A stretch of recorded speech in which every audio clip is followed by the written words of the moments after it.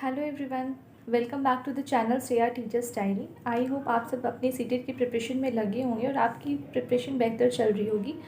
तो आज हम डिस्कस करेंगे जो भी कैंडिडेट्स हैं जिनके सीडीपी में बहुत कम मार्क्स आते हैं।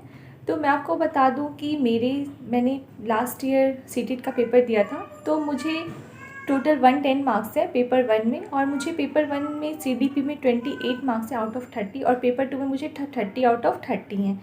तो मैं आपके साथ अपना एक्सपीरियंस शेयर करना चाहती हूँ ताकि आपके भी सीडीपी में 30 आउट ऑफ 30 मार्क्स आ सकें, क्योंकि आप सीडीपी में बहुत ईजिली 30 मार्क्स ला सकते हो, उसमें कोई भी ऐसा इशू नहीं है।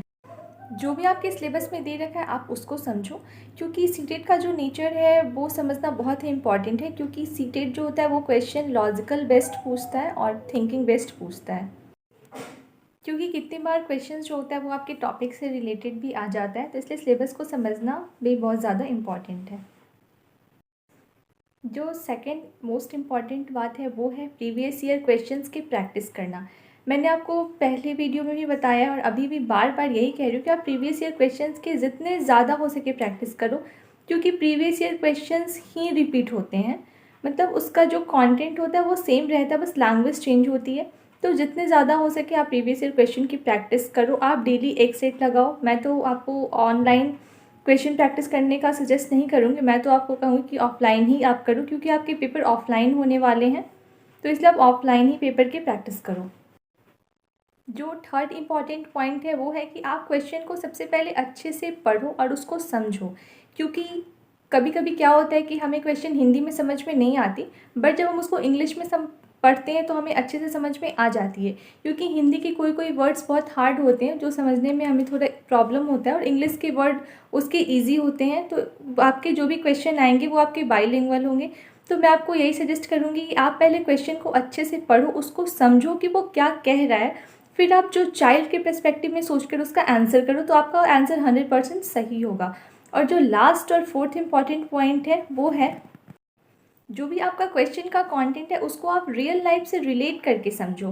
क्योंकि क्वेश्चन जो है वो आप जब तक रियल लाइफ से रिलेट नहीं करोगे तब तक आपको उसका आंसर समझ में नहीं आएगा।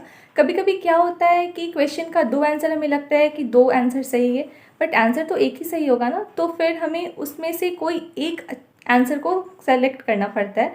तो आप अपने अगर रियल लाइफ से उसे रिलेट करके समझोगे तो आपको आंसर देने में ईजी होगा।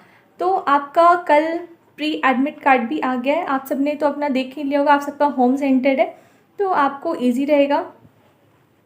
मैं उम्मीद करती हूँ गाइस कि आपको मेरी ये बात समझ में आ गई होगी और आप भी सीडीपी में 30 स्कोर कर सकते हो। मैं आपको 100% गारंटी के साथ कह सकती हूँ, आप अगर मेरी ये सारी बातें फॉलो करोगे तो आपके भी सीडीपी में 30 आउट ऑफ 30 आएंगे। और मैं आपको अपना मार्क्स भी दिखा दे रही हूँ ताकि आपको ऐसा ना लगे कि मैं कुछ गलत बता रही हूँ। तो मैं अपना आपको मार्कशीट भी शो कर दे रही हूँ ताकि आपको पता चल सके। तो अब टाइम बहुत कम है, आप अपनी प्रिपरेशन में लगे रहो और बिल्कुल भी पैनिक होने की ज़रूरत नहीं है, क्योंकि आपकी प्रिपरेशन बहुत अच्छी चल रही है और आप जितना किया है आपने, आप उस पर ही फोकस करो। तो आई होप गाइज आपके लिए ये वीडियो बहुत ही ज़्यादा हेल्पफुल होगी। तो अपने फ्रेंड्स में भी शेयर करो, और अगर आप इस चैनल पर नए आए हो तो मेरे चैनल को सब्सक्राइब कर दो और वीडियो को ज़्यादा से ज़्यादा लाइक एंड शेयर करो। Thank you.